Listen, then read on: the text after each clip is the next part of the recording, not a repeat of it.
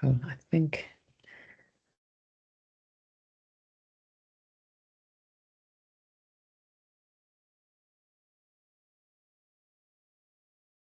Okay, I think we should probably start, just given the time.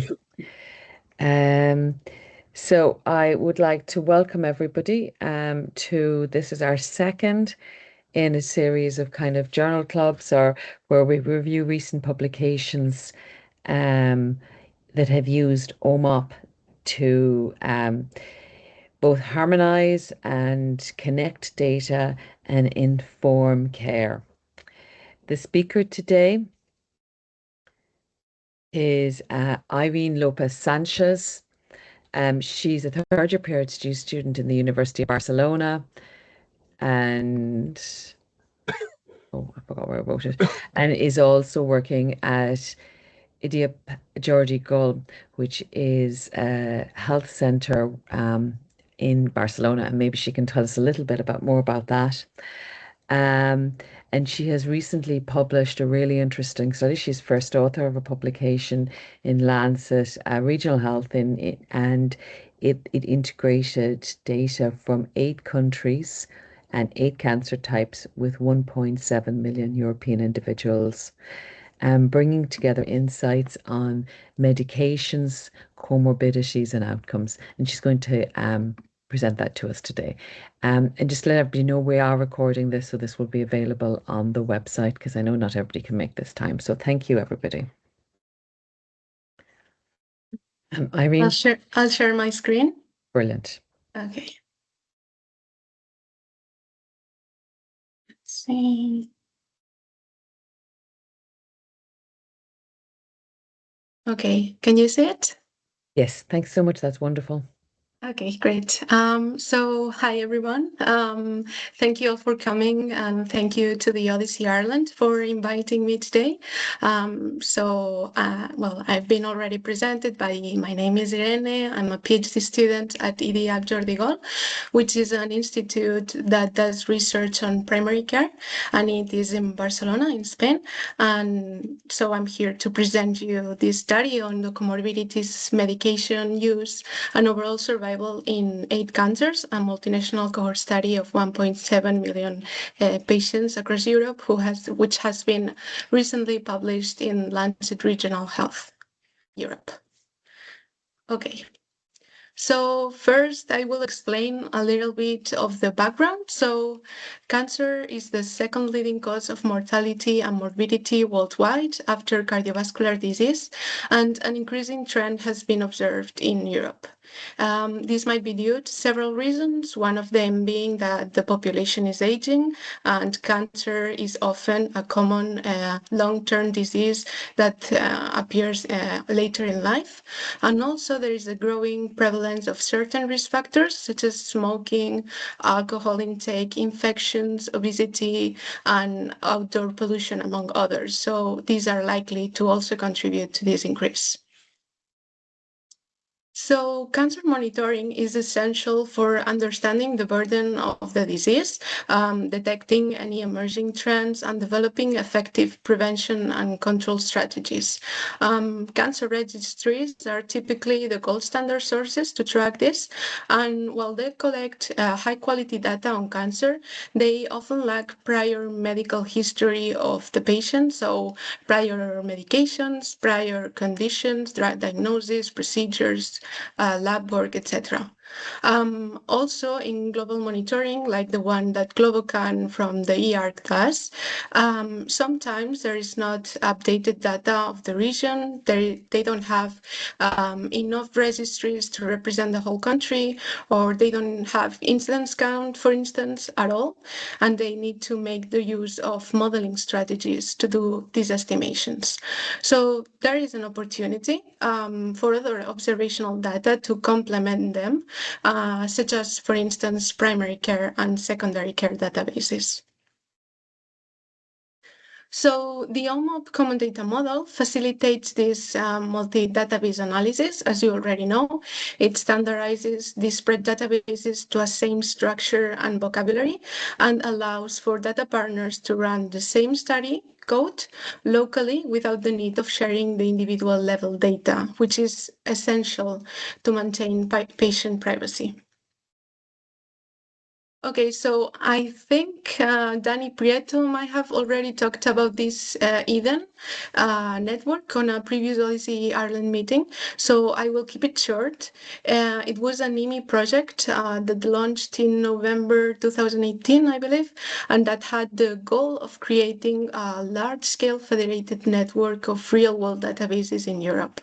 It initially started with 25 core partners, and throughout the project, it ended up with almost 200. In one of the work groups, work package 2, there was this aim to test whether OMOP could be used in the context of regulatory approval, health technology assessment, and payer purposes. And to do so, they planned 2 use cases. One was on COVID, and the other one was in oncology. And for this oncology one, the aim was to examine the natural history of the most prevalent cancers and long-term outcomes by extrapolation. And again, within this study, one of the objectives was to describe the overall survival of multiple cancers across multiple data sources, which was what this study is about.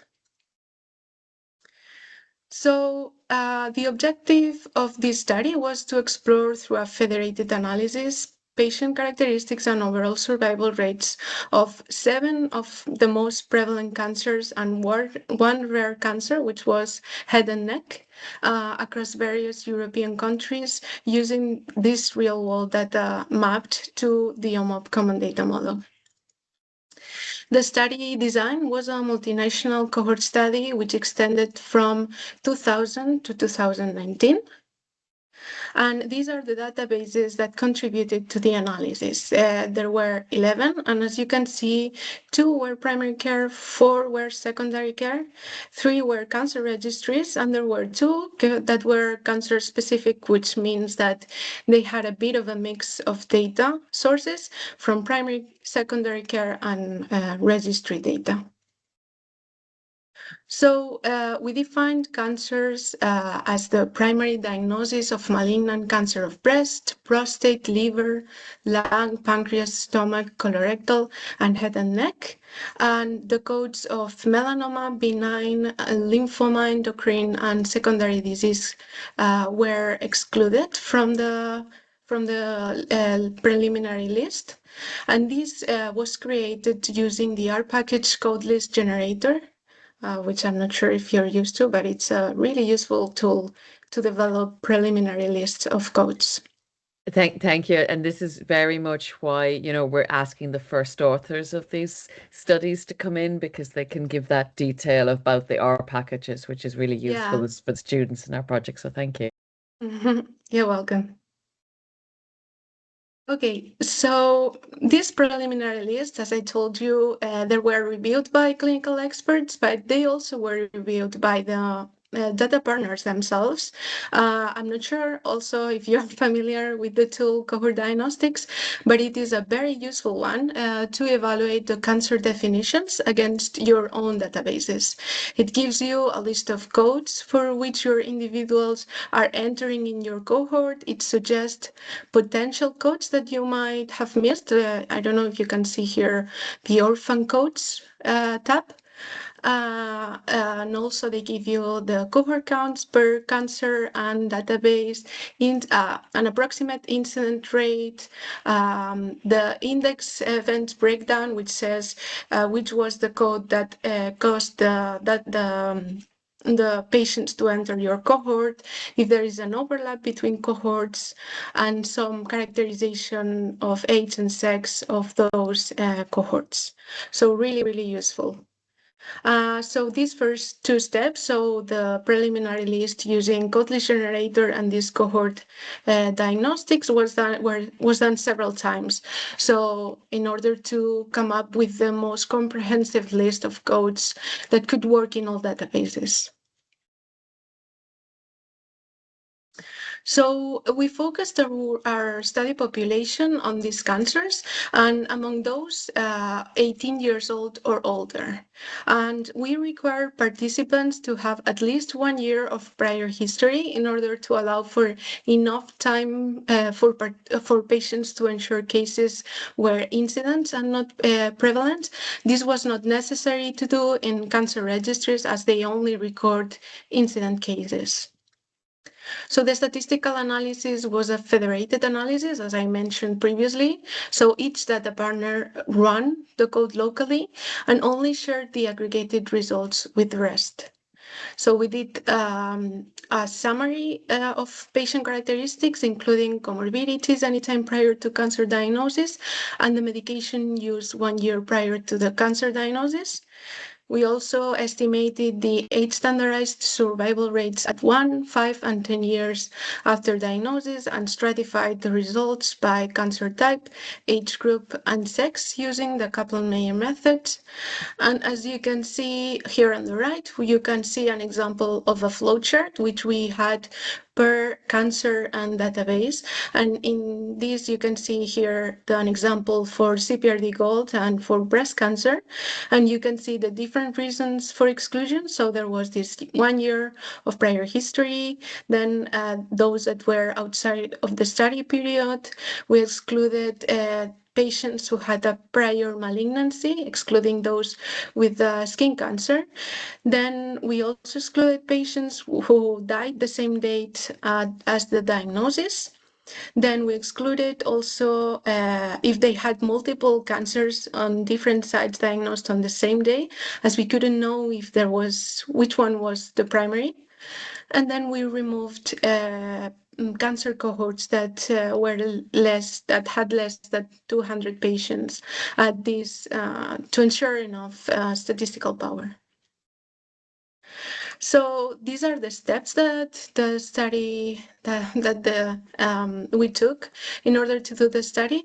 So phenotyping, as I mentioned, to define the cohorts, cohort diagnostics to evaluate the cancer phenotypes, the development and testing of the study code. Then we run the code, which we published the study code in a GitHub repository where all data partners had access to. And then finally, dissemination by writing the manuscript and creating an R-Shiny with the results to really make it transparent and to everyone to interact with them. All this work was mainly done by the CPRD team at Oxford University, and more specifically by Daniel Newby, who was the one who took care of most of it with the coding and contacting the data partners, etc. And well, unfortunately, she has not been able to attend today, but she did lots of work for this study. So just a quick note. So in December 2023, we did a study-a-thon with all the data partners, which I'm not sure if you know what it is, but it's just that you meet with all data partners for like 2-3 days and intensively. And there you have time to get to know the data partners. So each of them had a presentation where they shared what the institution was doing. And then we also used this time to solve any issues that they might have encountered while running the code. And we also took this time to discuss the results with them to better understand why we were seeing what we were seeing. So all results are published in a Shiny app, which you all have access to.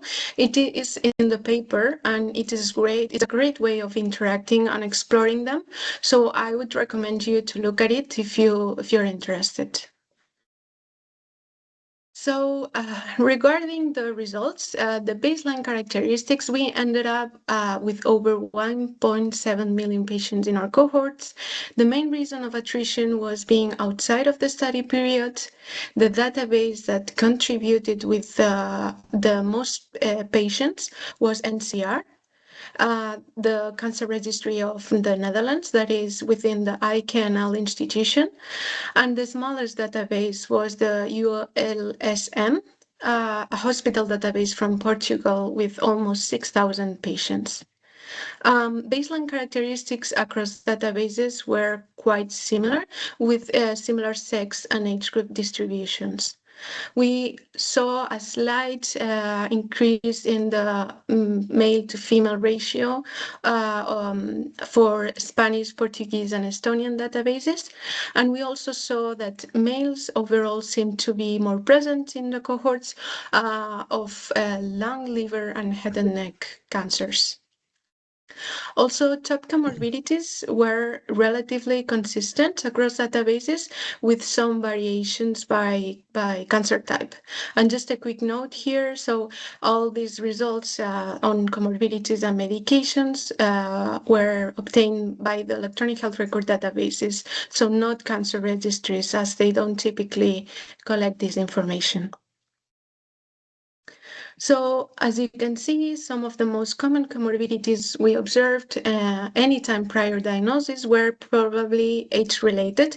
So those were hypertension, osteoarthritis, hyperlipidemia, ischemic heart disease among prostate cancers, patients, and also we observed some patterns across databases from certain cancer types. So for liver, for example, we saw a higher prevalence of prior diagnosis of chronic liver disease, anemia before a colorectal and stomach cancers, and COPD and pneumonia prior to a lung cancer.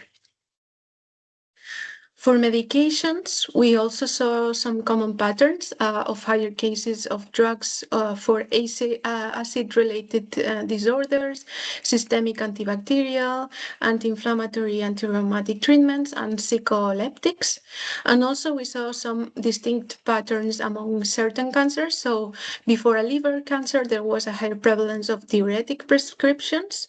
Before a prostate cancer, an increase of renin, angiotensin agents, and lipid modifying agents, which makes sense because this cancer typically appears later in life, and so comorbidities are also more frequent. And yeah. So, and lastly, we also saw, as with COPD, we also saw an increase in prevalence of use of medication for obstructive airway diseases before lung cancer.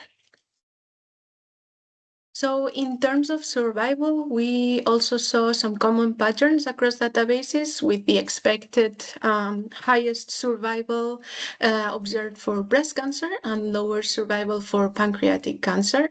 We also saw some variation in the survival curves according to database type and to, well, certain variables that I'm going to show right now. So males had slightly lower survival than females. This could be due to potential behavioral, biological, and environmental risk factors, which have been well described in literature. And here you can see on the left, you can see females, on the right males, left females, right males. And you can see there's a bit more variety for females. We also observed a higher variability in survival among the different databases for pancreas and stomach cancers. And this might have been because these cancers are typically more aggressive, and therefore the data collection for certain databases might have been a bit different. So for instance, you can imagine a patient who has a really aggressive cancer might have not gone to primary care, but to secondary care straight. And so those databases from primary care might have lost these patients. So that's one of the hypotheses why we see so much variability for these two cancers specifically. We also saw some variability in the survival curves by database type. So primary care showed consistent differences, but this might be due to more regional differences between the UK and Spain. So one of them was CDAP from where I work, and then the other one was CPRD. There were also, cancer registries showed quite similar low survival rates, and also secondary care displayed something in between, like with high variation, but still overlapping confident intervals. So these differences might be due to, for instance, cancer registries having a higher level of comprehension, documenting all cancers compared to electronic health records. But yeah.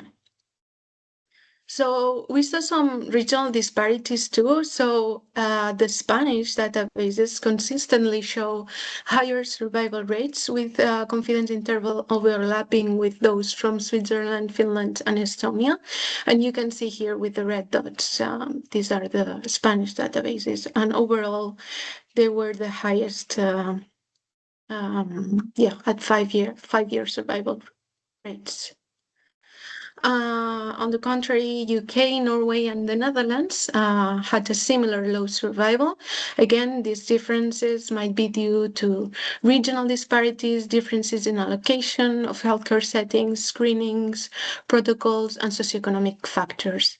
And here the UK, Norway, and Netherlands are displayed with a blue round circle. Okay.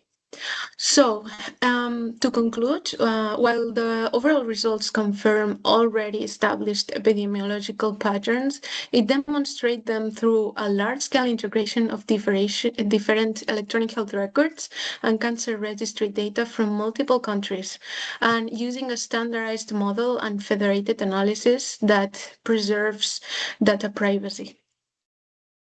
Also, the variations that we observed in survival have to be taken with consideration and caution, as they likely reflect differences in data comprehensiveness and regional variations, not so much the real national cancer survival, for instance. Finally, the inclusion of the comorbidities and medication profiles prior to the cancer diagnosis often are not present in cancer registries, and this is a novel insight into the complexity of real-world cancer populations, and it could lead to a further and deeper investigations on the impact on cancer prognosis, for instance, or patient survival outcomes. So thank you so much all for listening, and I'm happy to answer your questions. But here on the bottom, you can see there's a QR code where you can access the paper. But before we move to to questions, I just wanted to let you know that in TD at Jordigol, we are leading another study with which is still under development, and it's called OMOPCAN.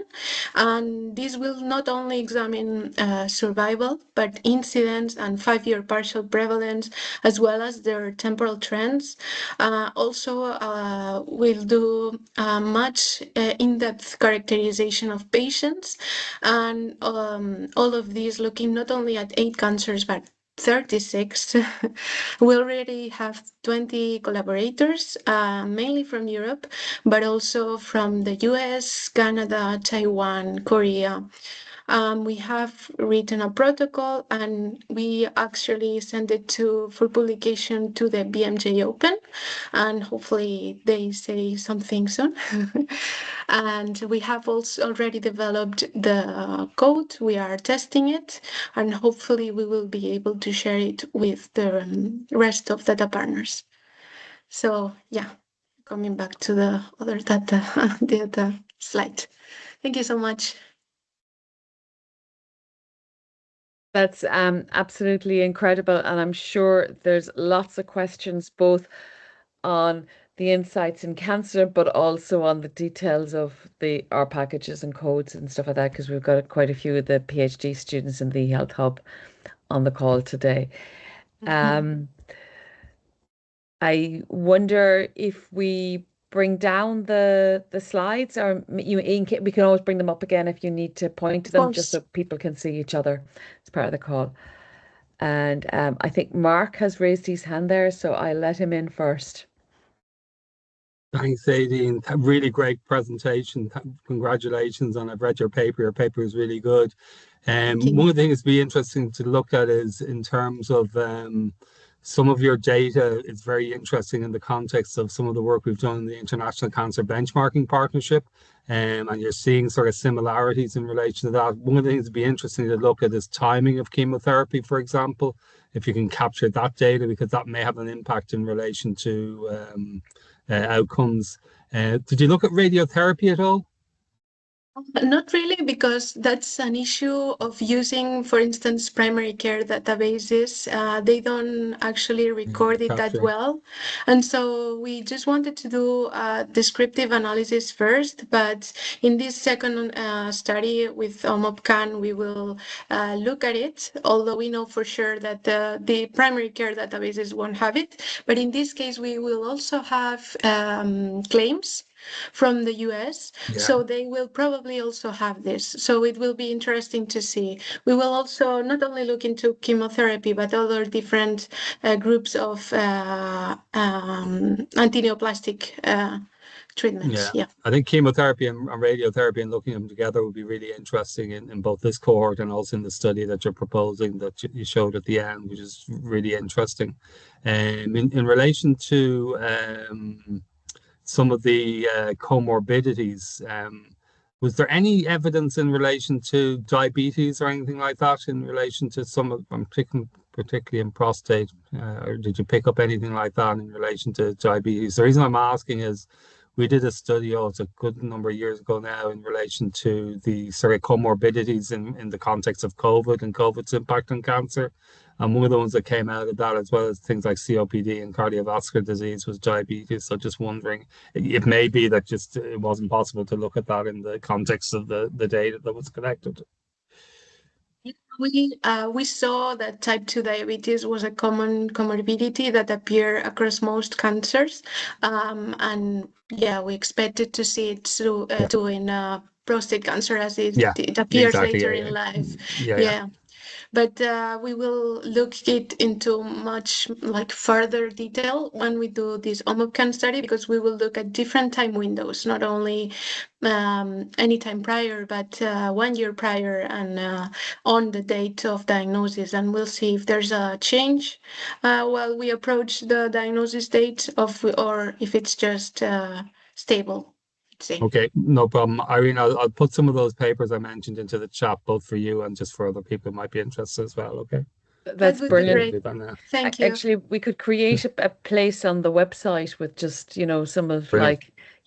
reading list for people no, that'd be really good. new to cancer and OMOP would actually, or we could do a little blog post or something like that. It might be a nice thing that we could do. No, that'd be good. Excellent. We could even go further and do a review, but that might be a bit much at the moment. Catherine, you put your hand up too. Yeah, thank you very much. I was curious about when you were implementing cohort diagnostics and refining the phenotype. Did you have to go through a few iterations, or was there anything that surprised you? So this part I did not do. It was actually Danielle who did. But I can talk from my experience with this other project with OMOPCAN. And we used cohort diagnostics and we had to do several iterations. For instance, we saw in this OMOPCAN study, we look at 36 cancers. And for instance, Korea, we saw that there was a higher number of counts for thyroid cancer, which is common there. Actually, I actually didn't know, and cohort diagnostics help us to see that. And also we the tab that I showed you with orphan codes. This one is really useful because sometimes you forget codes or they use different coding strategies, and so this was really useful to really improve the preliminary list of codes. Yeah. So, and it's really common to do several iterations in order to get with the the best list of codes. Again, it's a bit time consuming because there's so many, at least in this last project, there are a lot of data partners, so you have to chase them a bit, but it's really useful. Yeah, and I think it's actually the most important step of an analysis, to get right your study population, because from that really affects the rest of the study. So Yeah, sure. That makes a lot of sense. Thank you. thank you. Damien from the Northern Ireland Cancer Registry. Thanks very much, Irene. That was fantastic, really useful to see. So, just following on from what Marcus said, one thing that might be useful to look at, and I think you're in a really good position, would be to look at new onset diabetes and a subsequent diagnosis of pancreatic cancer. I'll put it in the chat here. It's a really big topic at the moment, and from the look of it, I think your data set might offer a really useful and new data set to be able to do this. So I've just put in the link there. Pancreatic Cancer UK and obviously in the US, I think they're two groups that are definitely looking at that. So one thing I was going to ask was the Netherlands, obviously it's a cancer registry, so it's, in terms of completeness, it'll be different and potentially better than other data sets. But my question on that was, where did you get the medication and comorbidity data from the Netherlands? Was that from the registry or from subsequent linkage to primary care records? No, that's the issue. So that's why we wanted to do this study with several databases, different types and sources of databases, because, for example, with the Netherlands Cancer Registries, we don't have this information on comorbidities and medications prior to diagnosis. So ideally in the future, for example, in this OMOPCAN study, we will work with IPSI, which is the primary care database from the Netherlands. And the idea is to complete this information with them. But for this study, we only use those databases that were from primary care and secondary care to inform the analysis on this part on characterization. And thank you so much for the link. Actually, we will stratify the results in OMOPCAN by conditions. So we will see the incidence and the survival stratified by, for instance, if they have type 2 diabetes or if they don't. So we will see if there is this difference or not. So that's great to know. But I think, we will be able to inform about this. Brilliant, thank you. Thank you. Tiziana, who leads the CRT in artificial intelligence. You got the right title, Tiziana. Yes, thank you, Irene. Yes, so Irene, fantastic talk. I'm learning more and more every time that I participate to these things, in particular also about what happens elsewhere. My part is actually more about the workflows rather than the data, but of course there are also workflows connected with the transformation of the data. If you have basically to go from one format to the other, sometimes there is one conversion, sometimes you need a more complex analysis, so it becomes, let's say, a little bit of a topic by itself. In particular, what you were mentioning with R is very interesting at the moment. So I'm at the moment in Italy working with the Department of Biomolecular Technologies, specifically on cancer-related case studies. So we are experimenting a little bit. If there is some information either on the Studiathon or hackathon that you did, or the collection of workflows that already exist, I would be interested in having a look.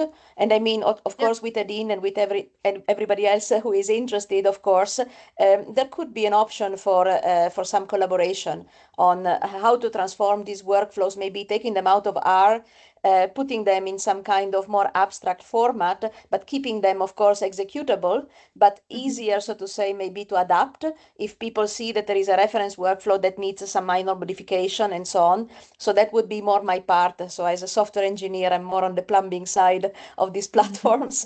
Okay, I just wanted to mention it. It's just a suggestion. No, great comment. Actually, Danny Prieto actually recently published a paper on this, on like a more standardized way of doing multinational cohort studies and how to do it properly and the phases and the steps. So I will share it if I find it now, and if not, maybe I can send it to the OHDSI Ireland and then they can forward it to you. But yeah.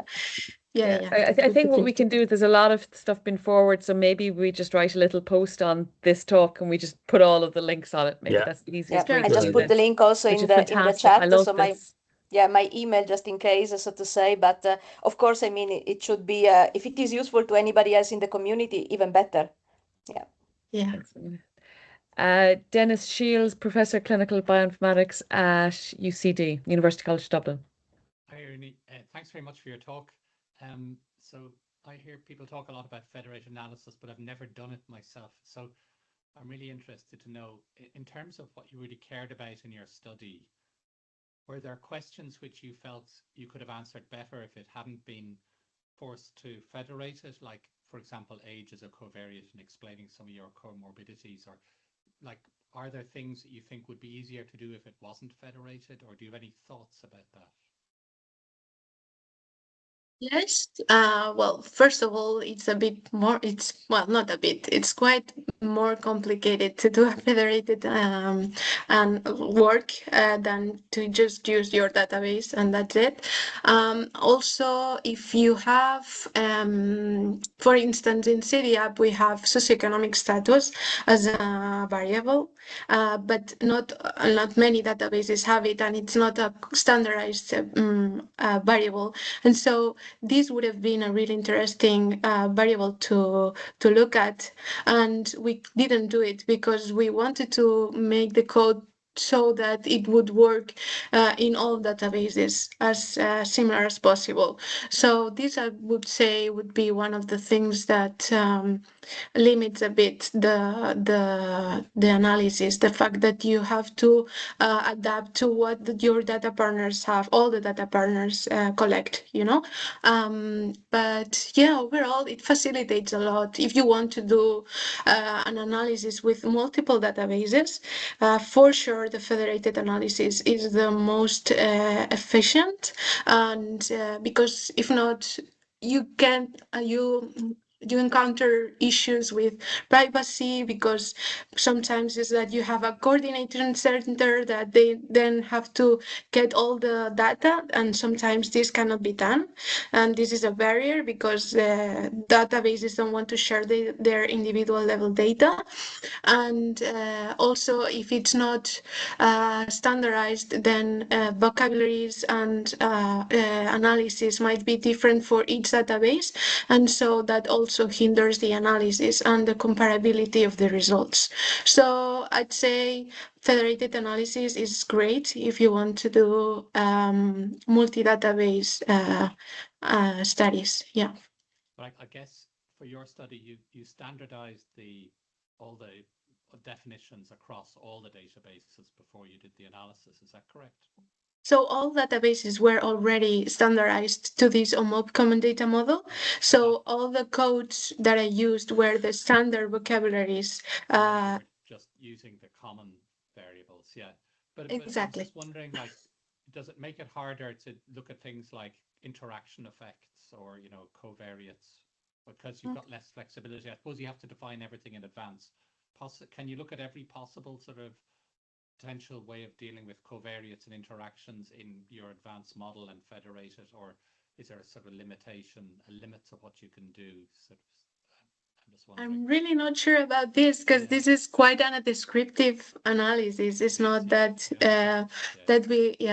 So might be the case, but the thing is that when you do this kind of analysis, you work with people that really knows their databases, and so you work as a team. It's not only that they run the code and share it with you, it's that they get involved in the discussion of why they are seeing why we are seeing what we are seeing, and so they are the experts, and sometimes they give insights into why we're seeing things that change the analysis.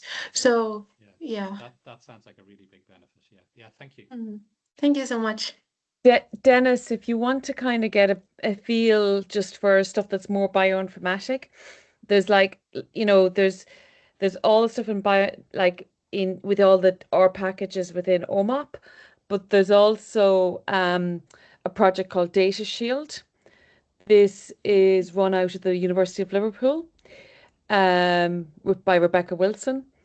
And I think they have a conference coming up actually, but they kind of develop a lot of the methodology for doing sort of like some of the more complex, like interaction modeling, conditional survival modeling, and they even have like GWAS and support for genomics as well in it. But they're somewhat integrated into OMOP, but not entirely yet. So it'll be interesting to see how these communities kind of emerge. They rely on sort of OPAL databases, so it's a slightly different model. But I think what we're beginning, and then there's another project called Vantage 6. So I think there's a lot of projects whereby, we're moving towards federated approaches within the European common data spaces. And I think there's going to be some really fun, like modeling and statistical approaches that have to be developed, taking into consideration kind of priors or conditional priors associated with specific expectations, like like registries would always do age adjusted data, because we know that the population is stratified differently in different areas. Can I take the chair's priority here to ask a couple of questions? So one of the things that I noticed was that the survival outcomes were very different in different countries, and I was wondering if that was to do with stage of diagnosis. And so if you look at actually the stage of presentation, is it that some screening programs are working better than others? So particularly like for colorectal cancer, the age at which screening starts is different in different countries. So potentially you could ask, is the poor outcomes associated with the fact that we're catching people at late stage because the screening programs aren't either catching enough people or they're not being implemented as effectively in some countries than others? Yeah, this is definitely one factor that could definitely impact the survival curves that we saw. And this has to do also with what I mentioned about pancreatic cancer and stomach cancer, which are more aggressive cancers, and sometimes the thing that they get to a really advanced stage and maybe go directly to hospital care rather than primary care or even palliative care. This makes some databases to lose these cases, and therefore we don't see them in the curve, and we are overestimating the survival probably. So this is something to take into account as something that might be happening. Hopefully not too much, but yeah, we want to get into we want to examine it more in the following study. But yeah, this is definitely one of stage one. The second thing I was thinking was access to drugs. So within kind of, HTA assessments, even though the European Medicines Agency licensed drugs, the time to actually approval and reimbursement of those drugs is very different across Europe. And definitely within Ireland, this is a major concern for patients in the public healthcare system. And it is one of the interests of the eHealth Hub for Cancer as well. So is there a way to look at like what were the actual medications that were used, and then maybe look, well, if you have a systematic absence of use of a specific drug in a particular region, it's probably indicative of like longer time to approval of those drugs, and if that actually has an impact in the real world?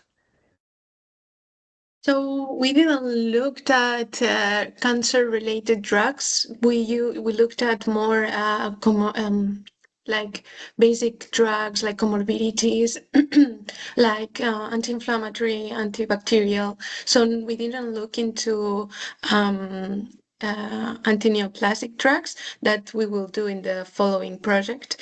And actually we will look into further windows. We will look prior to diagnosis and also at diagnosis and 90 days after, just to see how they evolve. But yeah, definitely these drugs might be different how they are prescribed. And in CDAP, for instance, we have prescriptions and also dispensations. So it's like a way to check if compliance is being happening or not, if the patient is really taking the drug or just buying it and then not, so getting prescribed and then not getting it. This is really useful for Darwin studies. I'm not sure if you know, we participate a lot in those. But yeah, cancer is a bit more difficult to establish, yeah. And I know Mark's eager to ask a question. I'm going to ask one more, if that's really rude. Do you have any history going back the whole way to childhood? Do you have entire histories for many patients? And in which cases, which databases, or where has that linkage been done well? Or just wondering. Yeah, so it depends on the database. For instance, primary care typically collects data from the day they are born till the day they die, and depending on if they move or they, yeah, typically this kind of databases, the primary care collect more information in early childhood. In the OMAPCAN study, we will be working with a tertiary database that's from Canada that has data on childhood, on children, actually, on cancer. And we have already looked into the cohort diagnostics, and the main counts we have for their data are for leukemias and like blood cancers, which are to be expected. But yeah, typically primary care is the one that collects more information on childhood. So, Mark, I know you've got you're waiting there.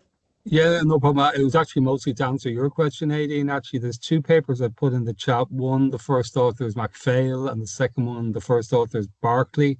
And both of them look at the differences in chemotherapy administration. So not so much your question in relation to, when did the drugs become available after, sort of EMA, but more in terms of that actually people are getting they're not getting uniform treatment. And similarly for radiotherapy, Damien might want to talk on this as well because he's on both of those papers. So there is a degree of actually not delivering the same therapy in different countries, even though you would expect it to be a common protocol. So that's certainly one of the things we've seen that shows a difference in relation to outcomes. If you look at, and then like the UK would be bottom of that pile, Norway would sort of be intermediate. The two papers that look at Australia and Canada as well, which would be have better outcomes, but you do see significant differences between the amount of chemotherapy or the timing of radiotherapy. I don't know, Damien, do you want to chat to that as well? Because obviously you contributed Northern Ireland data to that.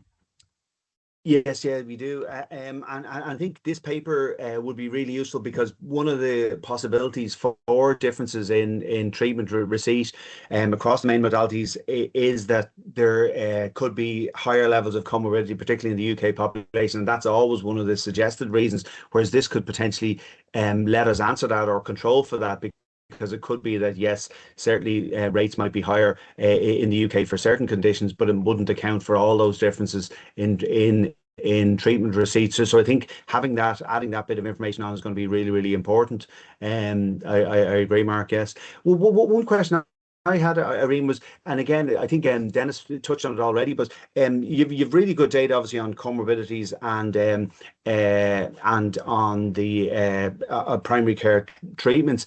And was there a lot of work to be done to from an OMOP perspective, to for example, ensure that patients with cardiovascular disease were the same, whether it's in Spain or Portugal or the UK, or was that work already done? Yeah, we used standardized definitions. Like, for instance, for drugs, we used ATC codes and then transformed them into RX norm, which is the standardized vocabulary in OMOP. And so this way we ensured that we got the correct codes. Yeah.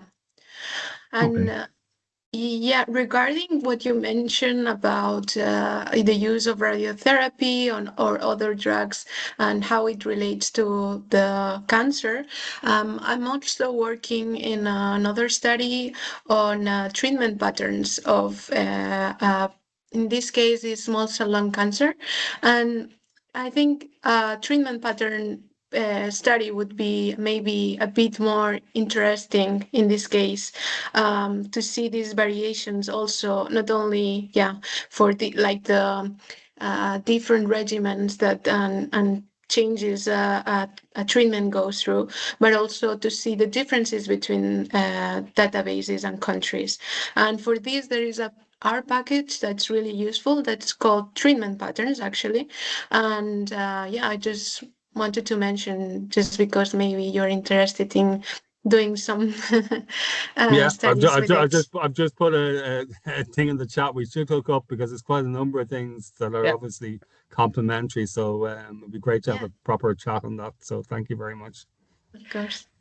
And like obviously we're still mapping data. Hopefully, Damien, will have like the Northern Ireland Cancer Registry moving to OMOP soon. Hopefully we can get that project kicked off. And I think like there's definitely, we're trying to move mapping as much data as we can. But in the meantime, I think we've got a lot of students who are interested in developing methods and in the statistical side and like using R packages and Python code and whatever. What's the best approach maybe for them to get involved? Can they get involved in studies like OMOPCon so they can learn from this so that then hopefully we can learn how to prepare our data and get involved more sooner? Is there ways, what's the best way for our students? So for your students, OHDSI has different work packages, well, working groups, I think they called. And one of them, I think, is Junior OHDSI or something like that. And it's really interesting for the early researchers to attend. I think it's a monthly meeting, but I will have to check. And that's really interesting. Also, in the there's the OHDSI symposiums in Europe, for instance, and they do workshops at the beginning of and during the weekend, and the fees are a bit lower for students, and they also can join, have meeting with a mentor, and they can help them move forward, study idea, or maybe connect to other groups and do research together with OMOP. And also there's these courses on, Oxford team, that's one. And also in EDAB, we've been doing courses on how to work with OMOP. So these are also great for them to learn about how to use the different tools that are available. There's lots of information on the Eden Academy, like different courses for them to learn about the different tools. And I'd say also just ask. Send an email, and we are a very open community and eager to learn and to share our experience. So I'd say, just send an email and we will get in touch, and Okay, I think if there's one short question. Okay, David, I think you're the last question because we're almost at time. This has been a phenomenal discussion. David, who's a PhD student in the Health Hub. Hi. Hi. I was going to ask, like, based on the workflow, like the workflow, I understand that okay, you actually use like the code list generator to at least generate like code lists, and they were after generating the code list, they were actually like reviewed maybe manually by an expert. Then after that, like phenotypes were created and validated using the cohort and diagnostics tool. So I was just going to ask, in your experience, did the cohort and diagnostics tool, like, did it capture like a significant volume of code that were actually missed by experts, and were they like probably validated at the end of the? So it really depends. From my experience, if you develop the preliminary list that uses code list generator with an oncologist, then it's easier and you don't need to add that many codes later on with the cohort diagnostics. But for sure, there will be codes that you will have to add during the cohort diagnostics, but because every database is a bit different, although we follow the same structure and vocabulary, in the end, the way doctors in each country records the disease might be slightly different. And for instance, with cancer registries, they use a specific vocabulary of coding that's for conditions, that's ICD-03, which is not. So I'm not sure if you know, but vocabularies mostly are hierarchical. So there you have a father code, and then you have their children. And so sometimes in SNOMED, for instance, you can select one code and select all the descendants, and that's it. And you're good to go. But with oncology, it's a bit different because the cancer registries don't use SNOMED, but they use ICD-03. And that this code is quite complex. It includes behavioral of the drug, of the cancer, then there's a topology and a morphology of the cell. And these codes are unique.